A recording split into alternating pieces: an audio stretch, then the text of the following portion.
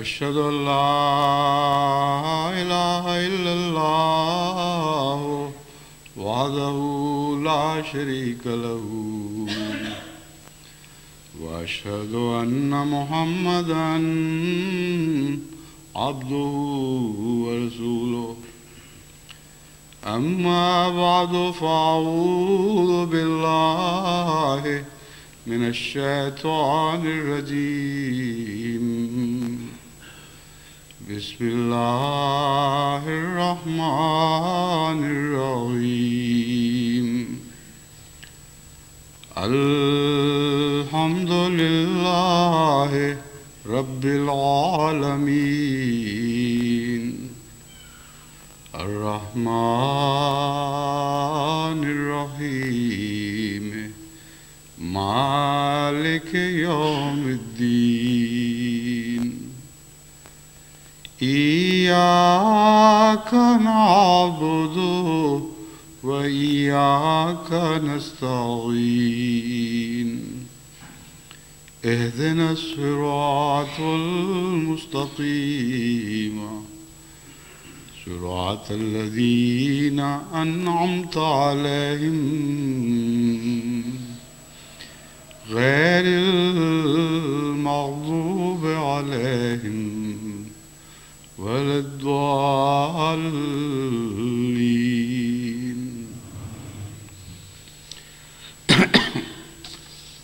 حضرت اقدس محمد رسول اللہ صلی اللہ علیہ وآلہ وسلم سے ایک بار کسی نے یہ سوال کیا کہ یا رسول اللہ قیامت کب ہوگی؟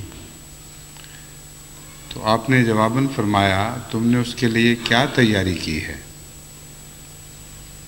بہت ہی پیارا اور بہت ہی گہرا پرحکمت جواب ہے۔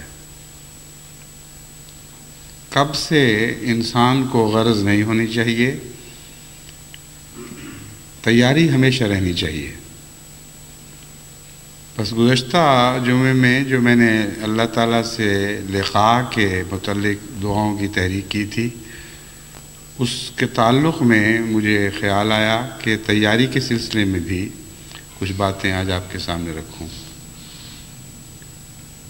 کیونکہ قیامت کی تیاری در حقیقت لقاء کی تیاری ہی ہے، اور دونوں ایک ہی مضمون ہیں۔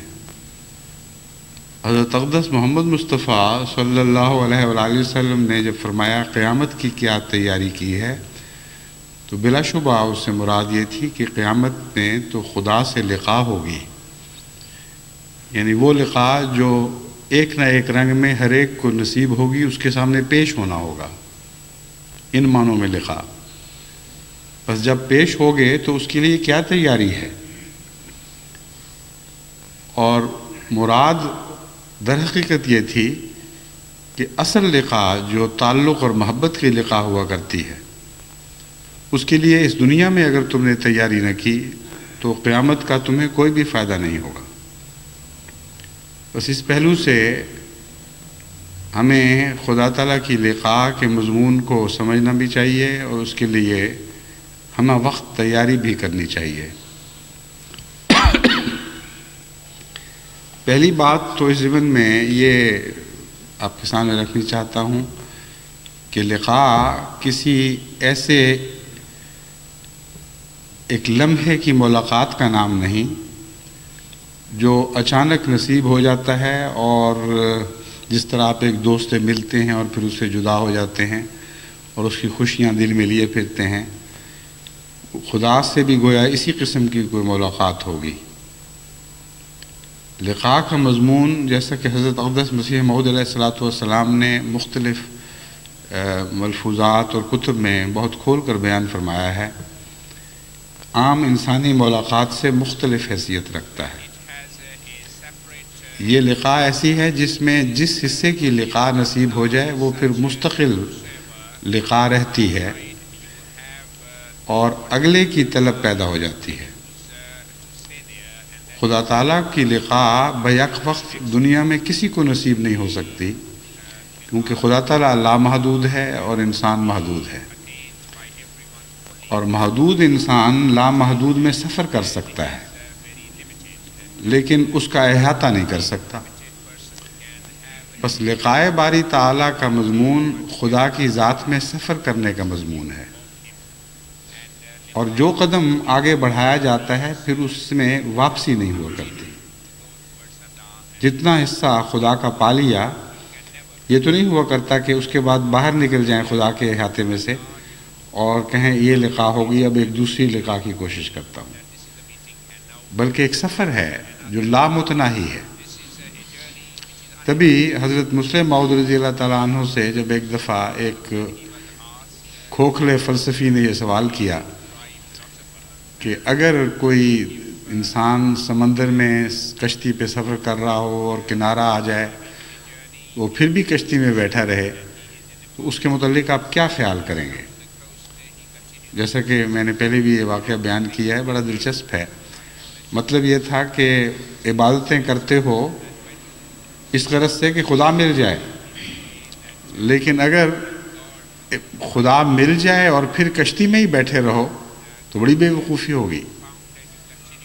تو آپ نے فرمایا کہ اگر تو کوئی کنارے والا سمندر ہو تو کشتی میں بیٹھے رہنا بہت بے وقوفی ہے، لیکن اگر کوئی سمندر بے کنار ہو تو کسی مقام کو کنارہ سمجھ کر وہاں جو اترے گا وہ وہیں ہلاک ہو جائے گا۔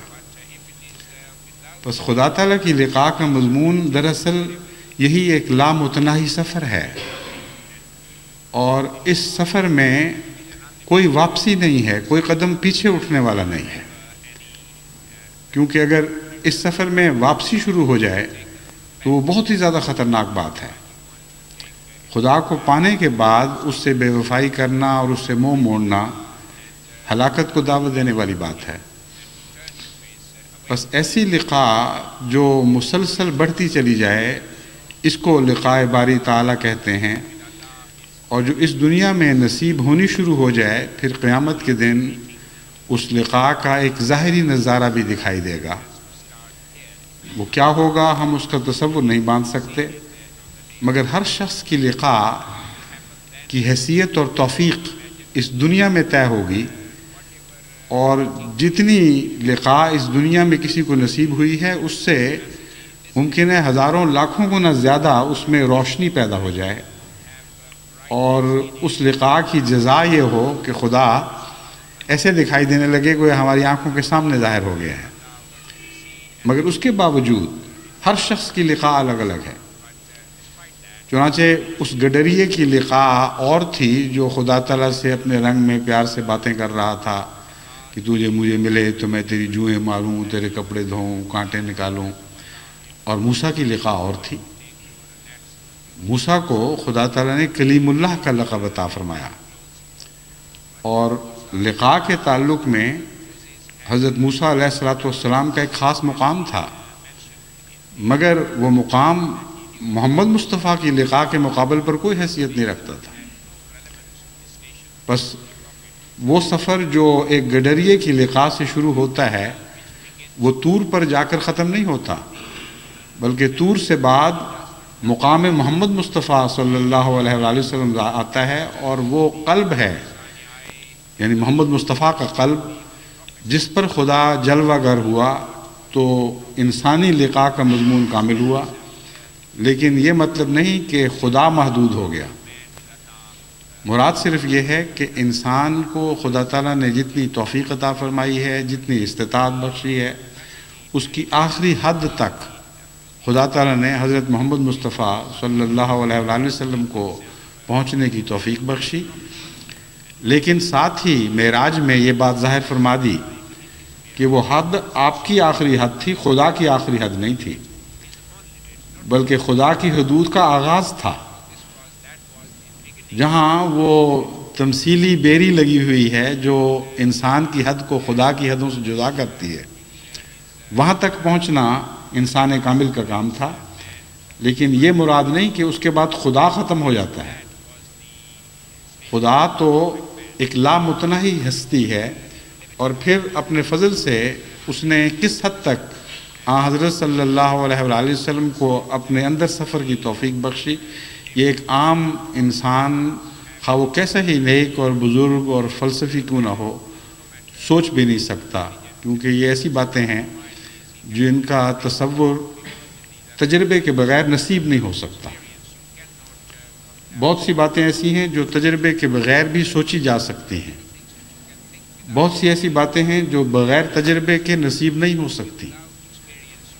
تبھی حضرت اقدس مسیح موعود علیہ الصلوۃ والسلام نے یہ دعویٰ فرمایا کہ محمد مصطفیٰ صلی اللہ علیہ وآلہ وسلم کے دیدار کا دعویٰ کرنے والوں اور دیکھنے والوں، جب تک میری آنکھ سے نہ دیکھو تمہیں پتہ ہی نہیں کہ وہ کیا چیز تھے۔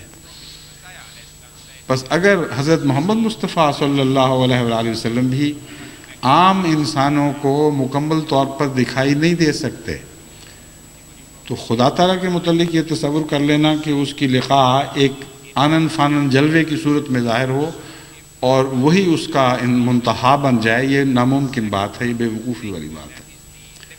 بس اس پہلو سے لقاء کے مضمون کو اپنی توفیق کے مطابق سمجھنے اور اپنی توفیق کے مطابق اس پر عمل کرنے کی کوشش کرنی چاہیے۔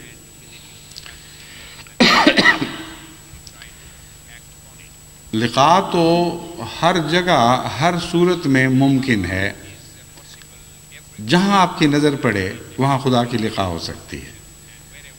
جب ہم یہ کہتے ہیں کہ خدا ہر جگہ ہے تو اس کا ایک تو وہ تصور ہے جو ظاہری شش جہات کا تصور ہے، لیکن خدا کے معاملے میں یہ تصور اس سے بہت زیادہ گہرا ہے اور غور طلب ہے۔ خدا ہر جگہ کا مطلب یہ ہے اور یہ ہونا چاہیے اور یہ ہے کہ جہاں بھی آپ نگاہ ڈالیں، جہاں بھی آپ غور کریں، وہاں آپ کو خدا دکھائی دینا چاہیے، اور اگر نہیں دیتا تو اس حصے میں آپ لقاء سے محروم ہیں۔ لقاء کے متعلق یاد رکھیں کہ عام انسانوں کی لقاء بھی آسان نہیں ہوا کرتی، ملنے کے باوجود آپ اجنبی رہا کرتے ہیں۔ بہت سے ایسے آدمی ہیں جن کی انسان شناسی، مردم شناسی کی نظر کمزور ہوتی ہے، وہ عمریں گزار دیتے ہیں بعض لوگوں کی صحبت میں، لیکن وہ دکھائی نہیں دیتے ان کو۔ ایسے نامردم شناس انبیاء کے زمانے میں بھی پیدا ہوتے ہیں۔ حضرت اقدس محمد مصطفیٰ صلی اللہ علیہ وآلہ وسلم کی وحی لکھنے والا کاتب ایک اسی قسم کا آنکھوں کا اندھا تھا، ظاہری طور پر فن کتابت سے واقف، اور وحی لکھنے والا، یعنی اس سے زیادہ مقدس اور کیا چیز لکھی جا سکتی ہے، اور اس کے باوجود بصیرت سے آری حضرت صلی اللہ علیہ وآلہ وسلم کو ظاہری آنکھ سے دیکھتا رہا، لیکن باطن کی آنکھ سے نہیں دیکھ سکا۔ یہ تو خیر بہت ہی بلند مقام کی بات ہے۔ عام روزمرہ کے تجربے میں آپ نے دیکھا ہوگا کہ بہت سے آدمیوں سے آپ شناسا ہوتے ہیں اور سمجھتے ہیں کہ ہم جان چکے ہیں، لیکن پھر وقت کے ساتھ ساتھ رفتہ رفتہ مختلف زاویوں سے اس کا مطالعہ کرتے ہیں، مختلف مواقع پر اس سے واسطے پڑھتے ہیں، اس کی اچھائی اور برائی کا مضمون آپ پر کھلتا چلا جاتا ہے۔ اور بسا اوقات تو بیویاں بھی ہمیشہ خامن سے واقف نہیں ہوا کرتی اور پوری طرح واقف نہیں ہوا کرتی، اور بسا اوقات خامن بھی اپنی بیویوں سے پوری طرح واقف نہیں ہوا کرتے۔ کئی عورتیں بیچاری ہمیشہ اس احساس میں گھل گھل کے زندگی بسر کرتی ہیں کہ ہمارے خامند کو ہماری خوبیوں کو پتہ ہی نہیں، اور وہ سب کچھ فدا کرتی ہیں، ان کے لیے اچھی سے اچھی زندگی کی راحتیں مہیا کرتی ہیں، لیکن وہ خامند اندھی آنکھ سے دیکھ رہا ہوتا ہے، اس کو ان چیزوں کا ذوق ہی نہیں ہوتا۔ بس اس کا لقاء کا ذوق سے بڑا گہرا تعلق ہے۔ ذوق بلند کرنا پڑتا ہے اعلیٰ چیز کی لقاء کے لیے، اور خدا تعالیٰ کی لقاء کے لیے لطیف ذوق کے سوا لقاء کا تصور ہی بالکل بچگانہ تصور ہے۔ بس خدا تعالیٰ کی ذات میں گم ہونے اور اس کی ذات میں سفر کرنے کے لیے اس کی تیاری بھی ضروری ہے، اور وہ ذوق جو انسانوں کی نظر میں انسان کو ایک مرتبہ اور مقام عطا کرتا ہے، وہی ذوق ہے جو مزید لطافت اختیار کرتا ہے تو خدا کی نظر میں انسان کو ایک مرتبہ اور ایک مقام عطا کرتا ہے۔ بس جو لوگ اپنے انسانی واسطوں اور تعلقات میں لطیف مزاج پیدا نہیں کرتے، اچھے ذوق کا مظاہرہ نہیں کرتے، جن کی زبان گندی اور کثیف رہتی ہے، جو معاملات میں سختی کرتے ہیں اور ان کے اندر کوئی لچک نہیں پائی جاتی، ان کے اندر کوئی لطافت نہیں پائی جاتی، ان کا یہ توقع کر لینا کہ خدا سے ان کی ملاقات ہوگی محض رمضان کی دعاؤں کے نتیجے میں، یہ ایک بچگانہ توقع ہے۔ اس میں یہ تو نہیں کہا جا سکتا کہ خدا پابند ہے ملاقات نہ کرنے پر، وہ مالک ہے، جب چاہے کوئی تبدیلی پیدا کر سکتا ہے، لیکن جن کے لیے وہ لقاء کی عطا کا فیصلہ کرتا ہے ان کے ذوق میں ضرور تبدیلی پیدا کرتا ہے۔ بس اگر آپ کے ذوق میں وہ تبدیلی پیدا نہیں ہو رہی جو لقاء باری تعالیٰ کے لیے ضروری ہے، تو آپ یہ سمجھیں کہ آپ دعا تو مانگ رہے ہیں لیکن آپ نے تیاری کوئی نہیں کی۔ ظاہری آنکھ سے جیسا کہ میں نے دیکھا ہے، آپ دنیا کو دیکھتے چلے جاتے ہیں، صبح شام ظاہر ہوتے ہیں، موسم بدلتے ہیں، کسی جگہ خوبصورت نظارہ کرتے ہیں، کسی جگہ ایک مکرون منظر دیکھتے ہیں۔ ان تمام امور سے اگر نظر تھرکتی ہوئی چلی جائے اور خدا تعالیٰ سے تعلق قائم نہ کرے اور خدا تعالیٰ کا خیال دل میں نہ آئے، تو آپ نے ظاہری نظارے تو بہت کیے لیکن اس کے باوجود خدا کو نہ دیکھا۔ ایسا ہی ہے جیسے بعض انسانوں کے ساتھ آپ رہے لیکن ان سے آپ کو کوئی شناسائی نصیب نہ ہوئی۔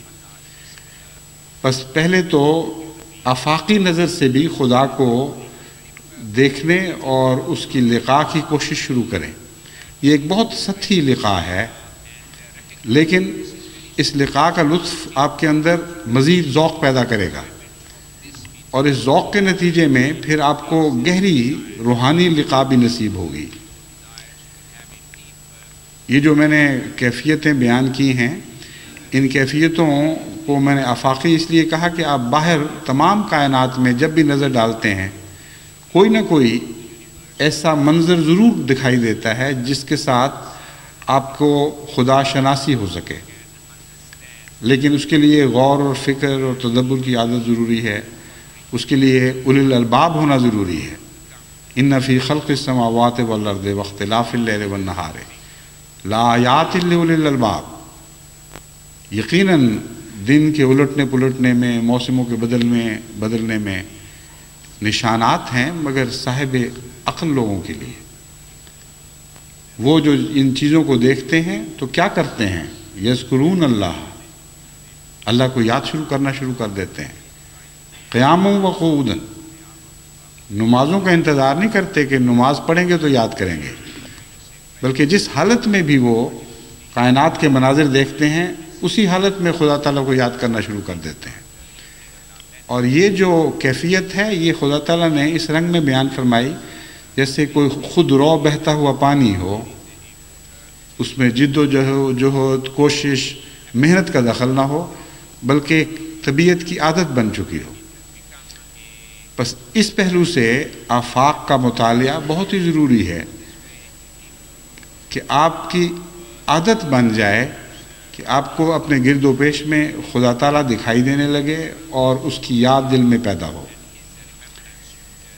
پھر اندرونی مطالعہ ہے جو انسان اپنے دل میں ڈوب کر اپنے نفس کی شناسائی حاصل کر کے خدا تعالیٰ کو پاتا ہے۔ اس ضمن میں بھی مطالعہ کی بہت سی قسمیں ہیں۔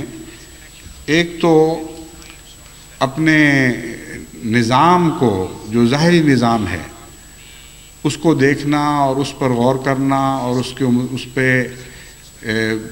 یہ احساس کرنا کہ خدا تعالیٰ نے کتنا حیرت انگیز جسمانی نظام انسان کو بخشا ہے اور کتنی باریک نظر سے ہماری راحتوں کا سامان مہیا فرمایا ہے۔ یہ ایک ایسا مضمون ہے جس میں جو جیسا کہ میں نے بیان کیا سطحی بھی ہے لیکن اس میں گہرائی بھی بہت ہے۔ جتنا سائنسدان جستجو کرتا چلا جاتا ہے اس کو انسانی جسم کے اندر حیرت انگیز نظم و ضبط اور تخلیق کے ایسے عظیم کارنامے دکھائی دینے لگتے ہیں کہ اس کی روشنی سے اس کی نظر خیرہ ہو جاتی ہے، اور جتنا آگے سفر کرتا ہے اتنا ہی مزید اس کو اور اس کے پیچھے کچھ اور، اس کے پیچھے کچھ اور دکھائی دینے لگتا ہے۔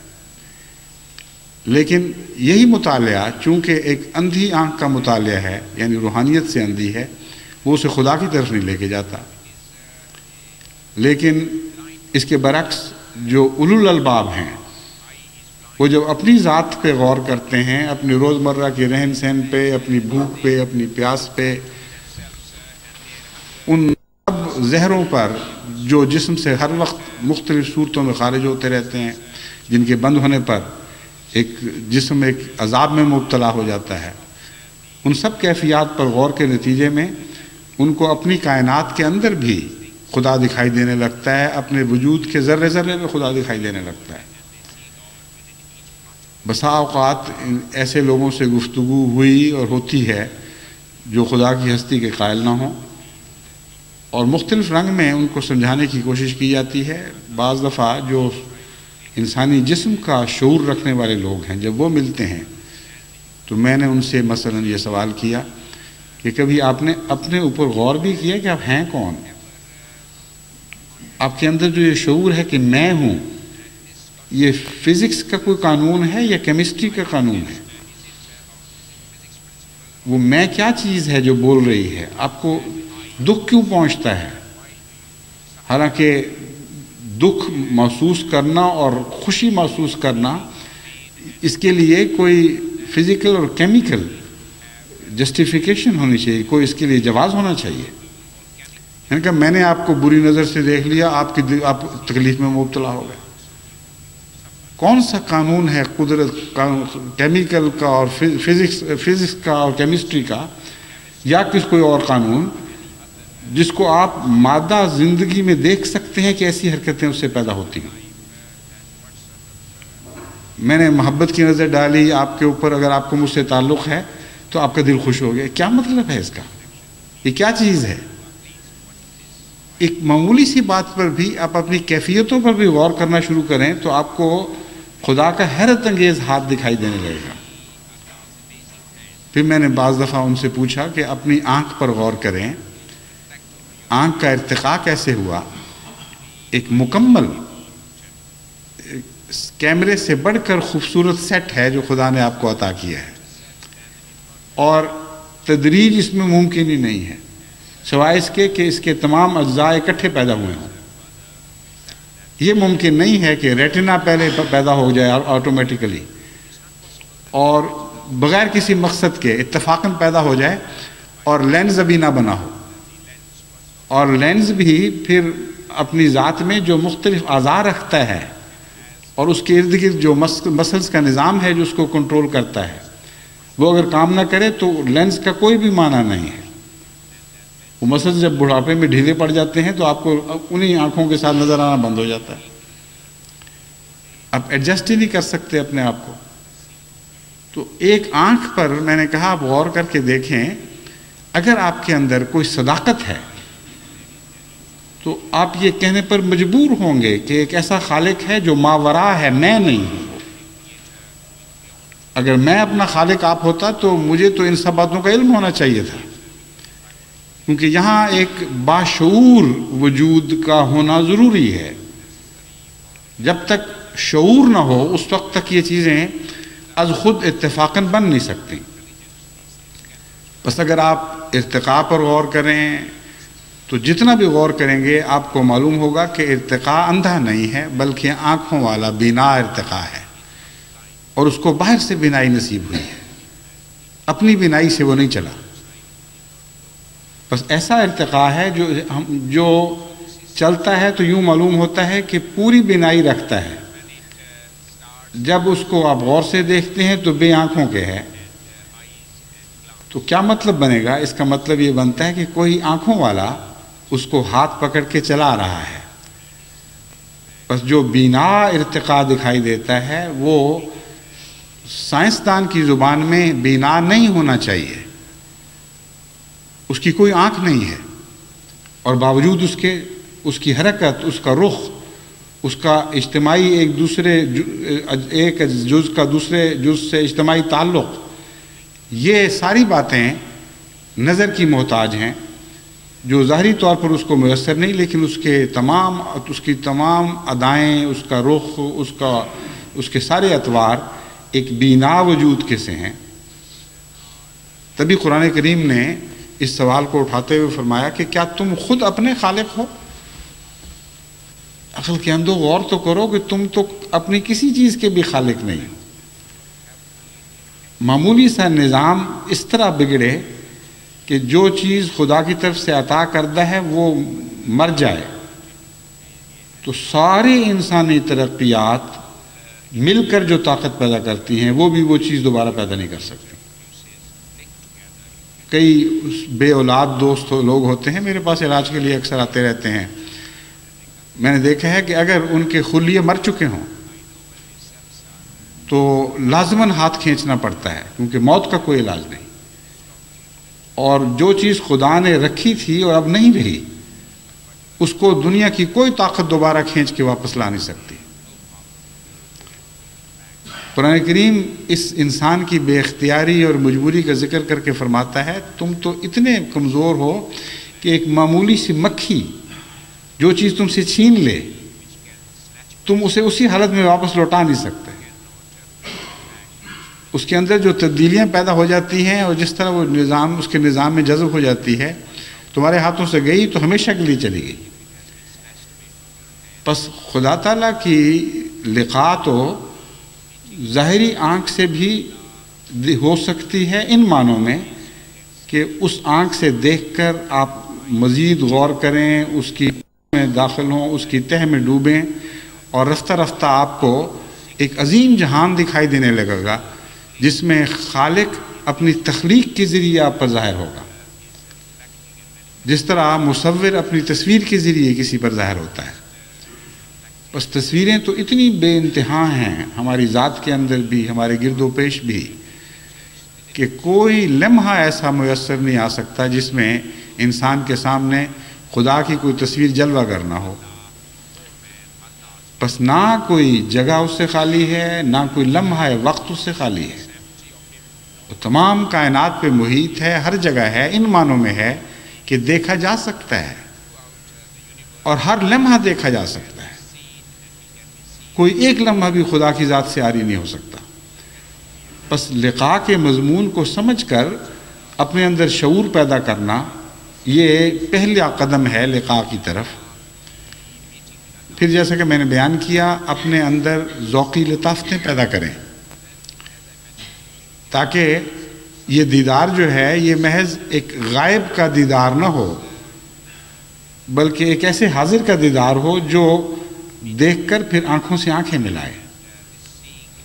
ورنہ یہ سارے نظارے یوں ہوں گے جیسے آپ کسی چیز کا حسن دیکھ رہے ہیں لیکن علم نہیں کہاں ہے، وہ نظر آنے کے باوجود بھی پردوں میں رہے گی۔ لیکن اگر وہ صاحب بصیرت ہو اور آپ اسے دیکھ رہے ہو اور نظر نظر سے مل جائے، پھر وہ لقاء میں ایک اور مضمون داخل ہو جاتا ہے۔ بس خدا تعالیٰ تو ایک ایسا وجود ہے جو بصیرت عطا کرنے والا اور بصارت بخشنے والا ہے، وہ بے بصیرت تو نہیں، بے بصارت تو نہیں۔ بس اگر اس سے لقاء کرنی ہے تو ان نظاروں کو پھر مقابل پر پیدا ہونے والے نظاروں کے ساتھ ملا کر دیکھیں، تب لقاء کا مضمون آگے بڑھے گا اور اس میں ایک نیا لطف پیدا ہو جائے گا۔ ایک ایسا آدمی جو غافل سویا پڑا ہو، اگر اندھا نہ بھی ہو، آپ اس کے حسن کا نظارہ کرتے چلے جائیں، اس کے باوجود آپ کو پوری تسکین نصیب نہیں ہو سکتی۔ ہاں، جب آنکھیں کھولے پھر یہ فیصلہ ہوگا کہ آپ نے مزید لطف حاصل کرنا ہے یا آپ کے نصیب میں بے قراری لکھی گئی ہے۔ اگر ان آنکھوں میں پیار ہے، اگر ان آنکھوں میں محبت ہے، شناسائی ہے، تعلق ہے، تو وہ حسن کا نظارہ اچانک ایسی عظیم کیفیتوں میں تبدیل ہو جائے گا کہ جس کا پہلے نظارے کو اس کے ساتھ کوئی بھی نسبت نہیں رہتی، اور اگر اس میں نفرت کے آثار پائے جاتے ہیں، بیزاری کے آثار پائے جاتے ہیں، تو وہ جو پہلا لطف تھا وہ بھی ہاتھ سے گیا۔ بس خدا تعالیٰ ایک باشعور زندہ ہستی ہے جو زندگی کا سرچشمہ ہے اور شعور کا سرچشمہ ہے۔ فرماتا ہے لا تدرکہ الابصار وہو یدرک الابصار، تم محض اپنی آنکھ سے اس کو نہیں دیکھ سکتے، ہاں اس کی آنکھ تمہیں پاتی ہے، وہ تم تک پہنچتا ہے۔ بس ان سب نظاروں کے ذریعے لقاء کا ایک قدم تو لازماً اٹھ چکا ہوتا ہے، لیکن جب تک وہ اس قدم میں تبدیل نہ ہو کہ خدا میں حرکت پیدا ہو جائے اور وہ آپ کی طرف آئے، اس وقت تک لقاء کا مضمون پورا نہیں ہو سکتا۔ بس آن حضرت صلی اللہ علیہ وآلہ وسلم نے اس دوہری حرکت کو ہی لقاء قرار دیا ہے۔ فرمایا بندہ خدا کی طرف ایک قدم اٹھاتا ہے تو اللہ تعالیٰ 10 قدم اس کی طرف آتا ہے، وہ چل کر اس کی طرف جاتا ہے تو وہ دوڑتا ہوا اس کی طرف آتا ہے۔ بس پاتا وہی ہے جو تیز ہو، جو سست ہو اس کی طرف پانے کا مصدر منسوب نہیں ہو سکتا۔ جو چیز کھڑی ہو آپ اس کی طرف حرکت کرتے ہیں، آپ اس کو پاتے ہیں، اور جو چیز کھڑی ہے اس تک جب آپ پہنچیں گے تو آپ ہی پائیں گے، وہ تو نہیں آپ کو پاتی حقیقت میں۔ اور رفتاروں کا موازنہ بھی دراصل ایک ریلیٹیوٹی کے تصور میں ایسی ہی کیفیت پیدا کر دیتا ہے۔ جو چیز ہلکی رفتار سے کسی طرف بڑھ رہی ہے اور اس کے مقابلے پر کوئی چیز تیز رفتار سے اس کی طرف آ رہی ہے، جو تیز رفتار سے آتی ہے وہ پاتی ہے، نہ کہ ہلکی رفتار والی۔ تو خدا تعالیٰ ہی ہے جو دراصل لقاء کی تمنا رکھنے والے کو پاتا ہے ہمیشہ، اور اس کے لیے جب تک آپ کو وہ مقابل پہ حرکت دکھائی نہ دے اس وقت تک آپ کو لقاء کا مزہ صحیح معنوں میں نہیں آ سکتا، ایک فلسفیانہ لقاء ہوگی۔ حضرت مسیح موعود علیہ السلام فرماتے ہیں عقل اندھی ہے اگر نیر الہام نہ ہو، عقل کے ذریعے بھی تمہیں لقاء ملے گی مگر نیر الہام کے بغیر پوری روشنی نصیب نہیں ہو سکتی۔ اس طرف ہے کون؟ اس کا جواب جب تک اس طرف سے نہ آئے محض یک طرفہ نظارے سے آپ کو تسکین نہیں پا سکتے۔ بعض کہانیوں میں ہم نے پڑھا ہوا ہے کہ بعض شہر آباد کے آباد لوگ چھوڑ کے چلے جایا کرتے ہیں اور ان میں کوئی وجود نہیں ہوتا۔ یہ کہانیوں کا قصہ تو بچپن کی باتیں تھیں، اب ایسے شہر دریافت ہوئے ہیں جنوبی امریکہ میں جہاں بالکل یوں لگتا ہے جیسے اس کہانی کا مضمون صادق آتا ہے۔ بعض شہر دریافت ہوئے ہیں جن میں کوئی تباہی نہیں آئی، کوئی جنگ کے آثار نہیں ہیں، مگر کوئی نہیں سمجھ سکا اب تک کہ کون سی بلا نازل ہوئی جس کے نتیجے میں لوگ رستہ بستہ شہر چھوڑ کر الوداع کر گئے اور اسی طرح شہر کی چیزیں پڑی کی پڑی رہ گئیں۔ کیا پتہ کون تھے، کہاں چلے گئے، اور پھر واپس آنے والے بھی ہیں کہ نہیں۔ یعنی انہوں نے تو بہرحال واپس نہیں آنا جو مدتوں پہلے گزر گئے، لیکن خدا تعالیٰ کی ہستی کے متعلق یک طرفہ نظارہ ایسی ہی کیفیت پیدا کرتا ہے ابہام کی اور تفکرات کی اور سوچ کی کہ وہ کون ہے، کہاں ہے بھی کہ نہیں۔ بس وہ قومیں جو دنیا دار ہو گئیں ان کو اگر اتنی بصیرت نصیب ہوئی کہ انہوں نے خدا کی ہستی کے آثار دیکھے، ان میں سے کئی فلاسفر ایسی کتابیں لکھتے ہیں کہ خدا ڈیڈ ہے، یعنی ہوگا ضرور، ہم انکار نہیں کر سکتے، لیکن اب نہیں رہا۔ وہ قومیں جو الہام کی منکر ہو جاتی ہیں ان کا بھی خدا مر جاتا ہے۔ بس اگلا قدم بہت ہی ضروری ہے لقاء کا، اور اس کے لیے اپنے ذوق کی لطافت پیدا کرنا ضروری ہے، اپنے گھر کو سجانا ضروری ہے۔ عام معمولی مہمان کے لیے بھی آپ تیاری کرتے ہیں، کچھ نہ کچھ حسب توفیق اپنے گھر کو سجاتے ہیں، اگر غریب بھی ہو تو کچھ کھانے کا معیار بلند کر لیتا ہے جس حد تک بھی اس کو توفیق ہو۔ تو جب خدا کا نظارہ کیا اور دل یہ چاہا کہ وہ آپ کی ذات میں داخل ہو جائے تو اس کے لیے آپ کو ضرور تیاری کرنی ہوگی۔ اور اس تیاری کا پہلا قدم اعلیٰ اخلاق ہے۔ اعلیٰ اخلاق کے بغیر حقیقت میں خدا کی لقاء ممکن نہیں ہے۔ جزوی لقاء تو ہو سکتی ہے، کیونکہ بعض لقاء کے نظارے جزوی اصلاح سے بھی تعلق رکھتے ہیں، لیکن یہ ایک اتفاقی واقعہ، اتفاقی حادثے کی صورت میں ہو سکتا ہے۔ وہ لقاء جو دائمی لقاء ہے، جو مسلسل خدا کی ذات میں آگے بڑھنے کا نام ہے، وہ لقاء اخلاقی اصلاح کے بغیر ممکن نہیں ہے۔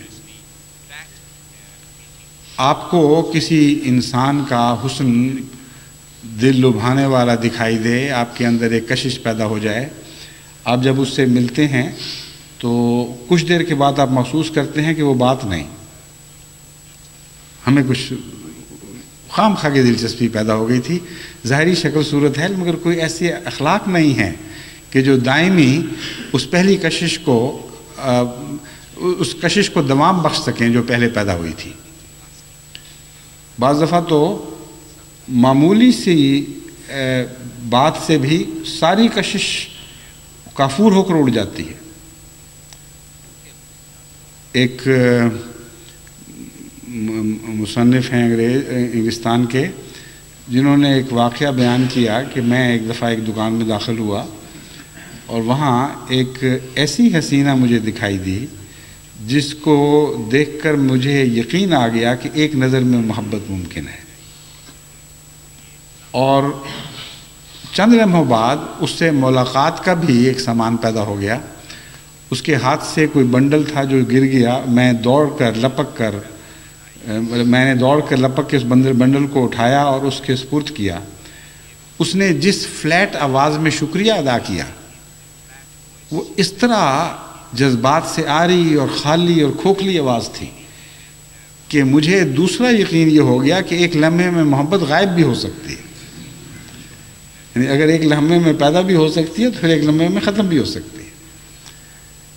امر واقعہ یہ ہے کہ انسانی تجارب میں یہ بات آتی ہے کہ محض حسن کا نظارہ کافی نہیں ہوا کرتا جب تک گہرا حسن نہ ہو، اور خدا تعالیٰ کو آپ ایسا بے ذوق سمجھیں، نعوذ باللہ من ذالک، کہ وہ آپ کے اندر حسن کے کوئی آثار پائے نہ جائیں اور پھر بھی وہ آپ کا دوست بنا پھرتا ہے، یہ نہیں ہو سکتا۔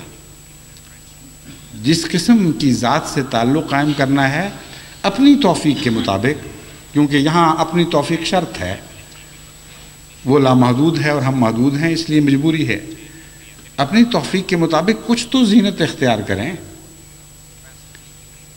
غریب دلہنیں بھی دلہا کے گھر سج کے جایا کرتی ہیں۔ ایک پنجابی شاعر، صوفی شاعر ہیں، ان کا پنجابی شعر تو مجھے یاد نہیں لیکن مضمون بڑا پیارا ہے۔ وہ کہتے ہیں کہ ساری رات میں ناچ کے اپنے روٹھے یار کو مناؤں، اور مراد یہ ہے کہ خدا کے حضور گریہ گزاری کروں، عبادت کروں۔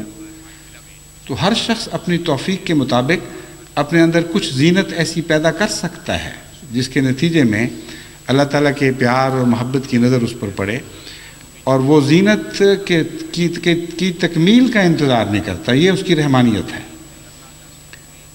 بلکہ زینت کے آغاز پر ہی وہ اپنا جلوہ دکھاتا ہے۔ اس لیے ہر وہ شخص جو لقائے باری تعالیٰ کی خاطر اپنی ذات میں کوئی اصلاح پیدا کرتا ہے، اپنے اخلاق کو حسن عطا کرتا ہے اور کوشش کرتا ہے کہ پہلے سے بہتر میں خدا کے وصال کے قابل بن جاؤں، ایسے شخص پر پھر خدا خود نازل ہوتا ہے اور اس کے نزول کے ساتھ پھر باقی اصلاح ہونی شروع ہو جاتی ہے۔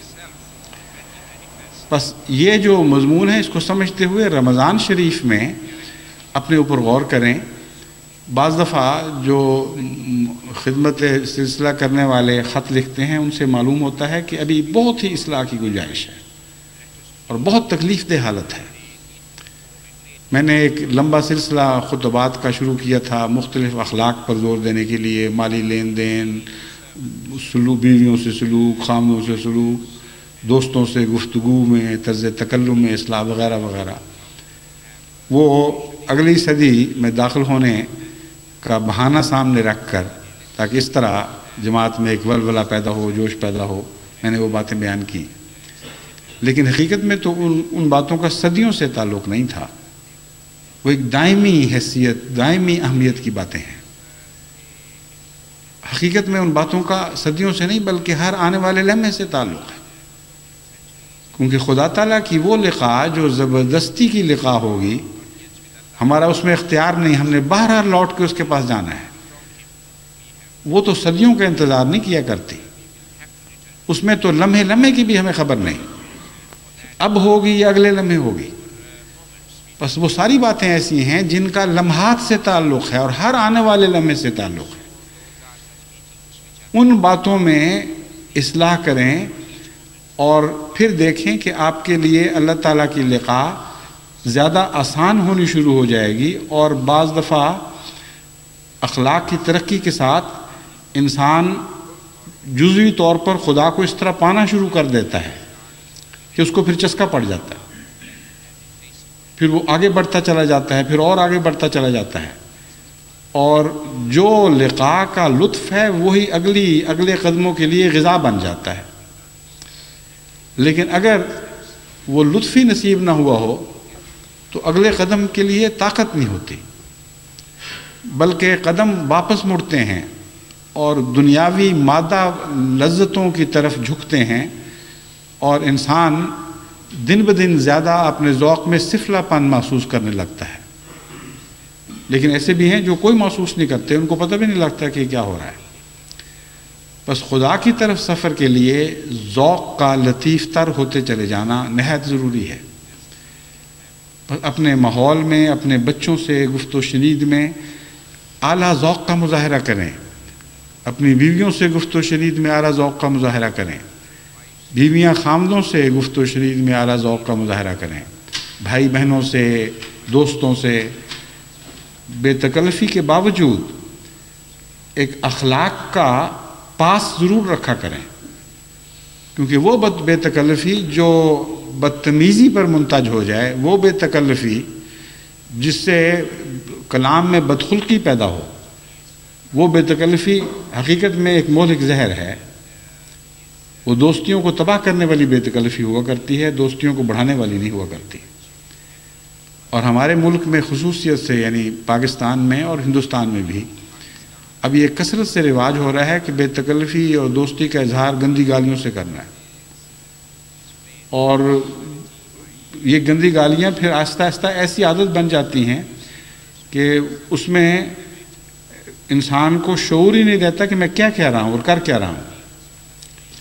ہمارے ایک خادم سلسلہ نے خدامت احمدیہ کے اصلاحی دوروں کے سلسلے میں حیدرآباد ڈویژن کا اور بعض دوسرے علاقوں کا سفر کیا، تو ان کا بڑا تکلیف دہ خط موصول ہوا۔ انہوں نے کہا کہ ماحول کو تو میں جانتا ہی ہوں کیا حال ہو چکا ہے، مجھے تعجب ہوا کہ بعض دیہاتی احمدی جماعتوں میں بھی زبان کی صفائی کا خیال نہیں ہے، عام روزمرہ گالیاں دینے لگ گئے ہیں محاورے کے طور پہ، ہل چلا رہے ہیں تو اور کچھ نہیں، بیل کو ہی گالیاں دیتے جاتے ہیں صاحب۔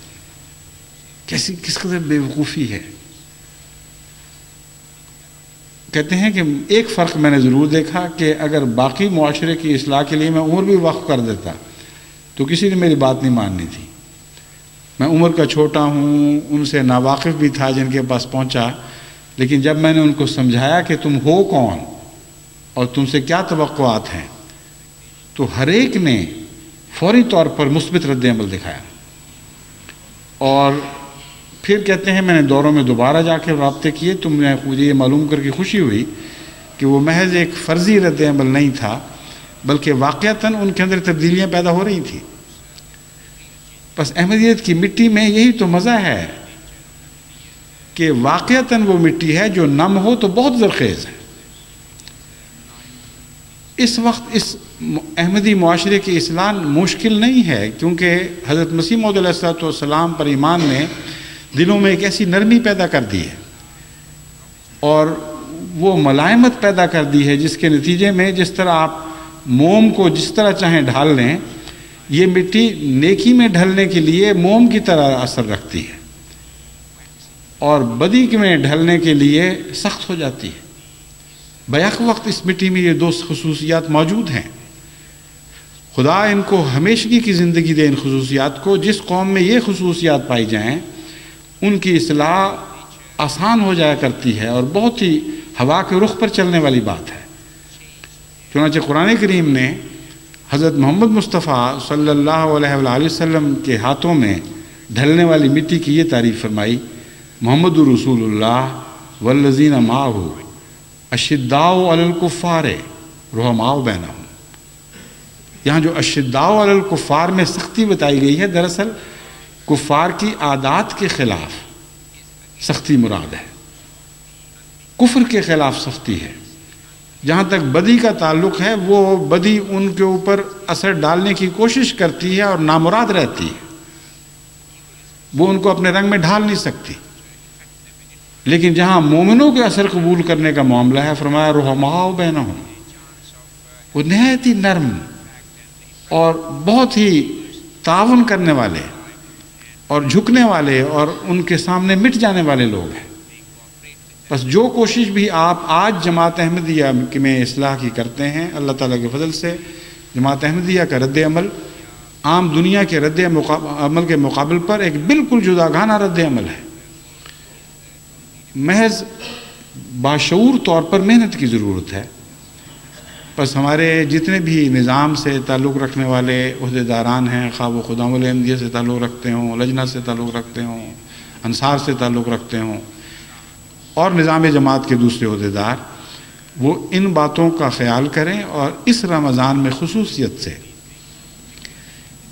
ہر جگہ یہ شعور بیدار کریں کہ ہم نے خدا سے لقاء کی دعائیں مانگنی ہیں اور لقاء کی تیاریاں کرنی ہیں، اور اس کی لقاء کی خاطر اپنے گھروں کو سنوارنا ہے، اپنے سینوں کو جھاڑو دینے ہیں، اور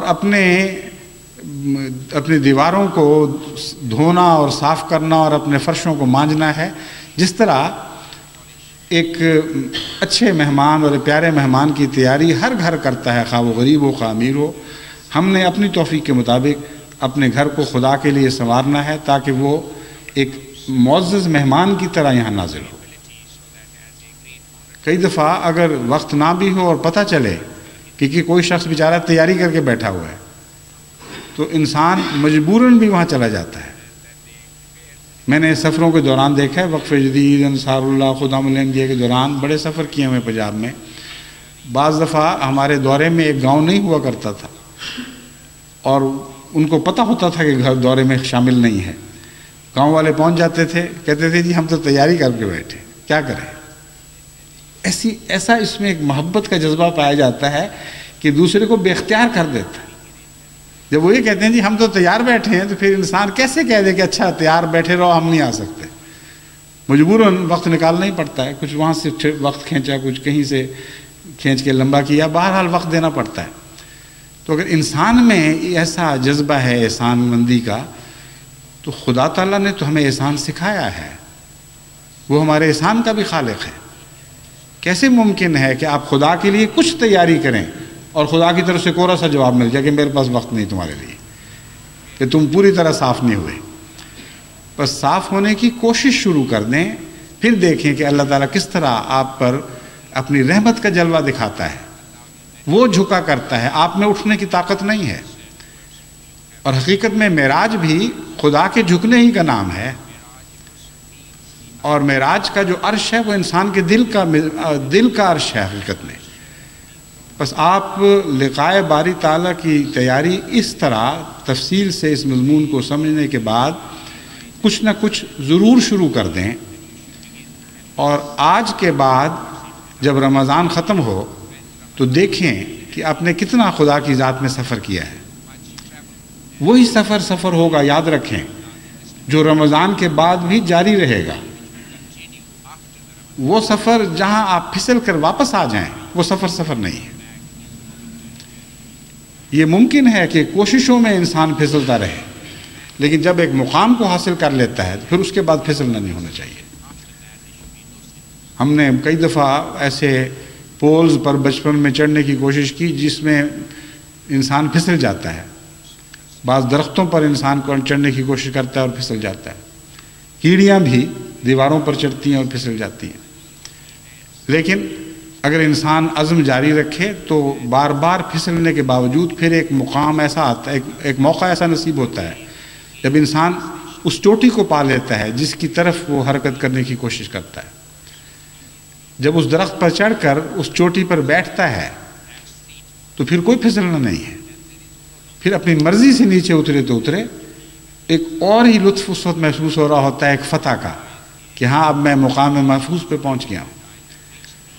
پس اس لقاء کو جو اس رمضان کے دوران حاصل ہو، اس پیمانے پہ جانچیں اور دیکھیں کہ آپ نے جو کچھ خدا کا پایا تھا رمضان گزرنے کے بعد بھی ہاتھ میں رہا یا نہ رہا۔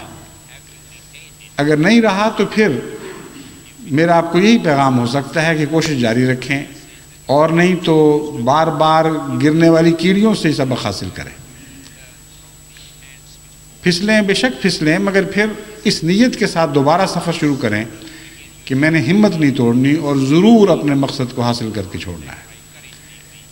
پھر انشاءاللہ تعالیٰ آپ کے پھسلنے سے نقصان نہیں ہوگا۔ لیکن اگر پھسلنے کا مطلب یہ ہے کہ اگلے رمضان تک مسلسل خدا سے دور ہی ہٹتے چلے جانا ہے تو پھر یہ لقاء نہیں ہے، اس کا جو کچھ اور نام رکھ دیں لیکن اسے آپ لقاء نہیں کہہ سکتے۔ بس اللہ تعالیٰ جماعت احمدیہ کو حقیقت میں لقاء کے مضمون کا عرفان عطا فرمائے اور اس مضمون کو سمجھنے کے بعد لقاء باری تعالیٰ نصیب کرے۔ سب سے بڑی دنیا کی طاقت مذہبی قوموں میں لقاء سے حاصل ہوا کرتی ہے۔ اتنا بڑا کام ہے ہمارے سپرد، اتنے بڑے انقلابات ہم نے برپا کرنے ہیں کہ لقاء کے بغیر ناممکن ہے کہ ہم اس کام کو سر انجام دے سکیں۔ بس اس کی اہمیت کو سمجھیں۔ جتنے زیادہ صاحب لقاء جماعت احمدیہ کو نصیب ہوں گے اتنے ہی جلدی بڑے بڑے عظیم الشان انقلاب دنیا میں برپا کرنے کی ہمیں توفیق عطا ہوگی۔ اللہ کرے کہ جلد تر ہمیں یہ توفیق نصیب ہو۔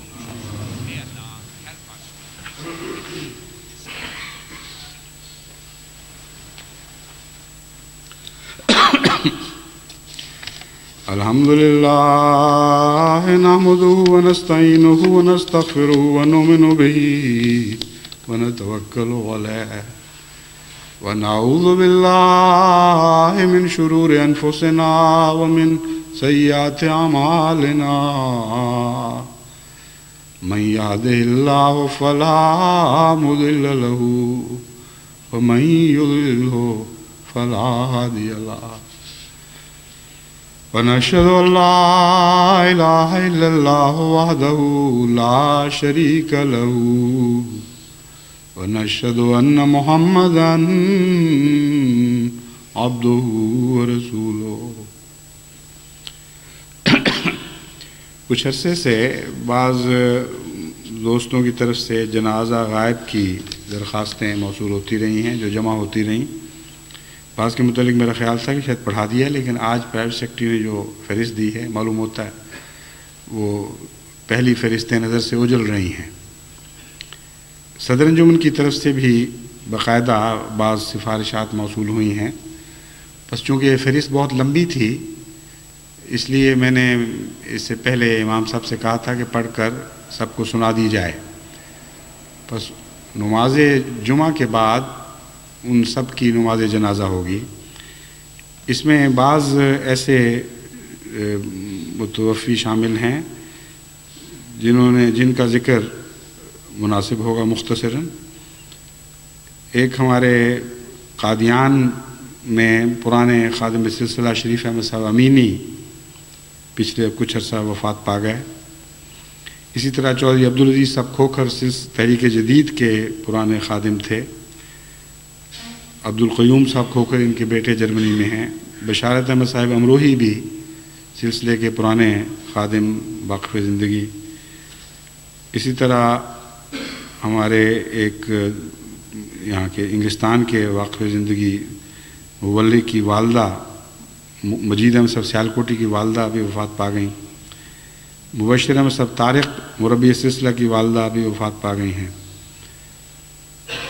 مسعود احمد صاحب دہلوی مدیر الفضل، سابق مدیر الفضل کے نام سے سب جماعت شناسہ ہے، یہ بھی بڑا مخلص فدائی خاندان ہے۔ ان کے نوجوان بیٹے جرمنی میں پیچھے کچھ عرصہ ہوا وفات پا گئے تھے۔ اسی طرح ہمارے انگلستان کے امریکہ کے مبلغ اظہر حنیف صاحب کے برادر نسبتی اسلم ندیم چودھری کراچی میں وفات پا گئے۔ ہمارے ایک مبلغ اللہ دیتا صاحب مبشر وقف جدید کے مبلغ ہوا کرتے تھے، بہت سادہ طبیعت اور کم تعلیم یافتہ، لیکن بہت ہی روشن دماغ والے اور صاحب عرفان انسان تھے۔ چوروں قطب بنانے والا مضمون کچھ نہ کچھ ان پر ضرور صادق آتا تھا۔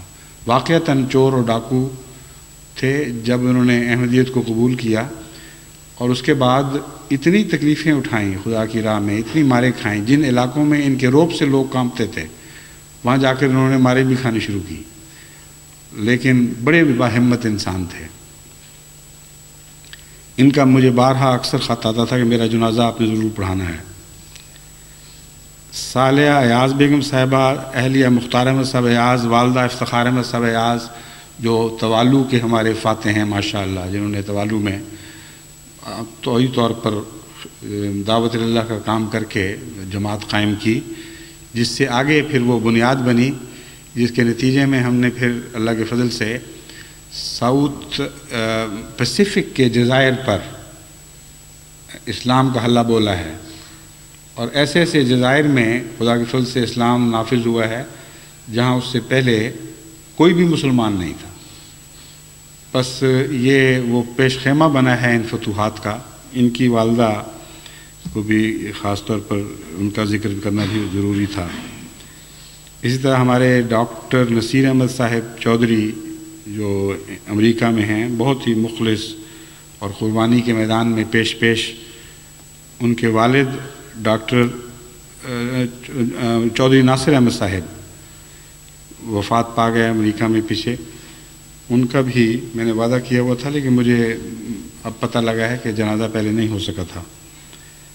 عنایت اللہ صاحب، والد مکرم چودھری نعمت اللہ صاحب، یہ بھی سلسلے کے ایک فدائی خاندان سے تعلق رکھنے والے بزرگ ہیں۔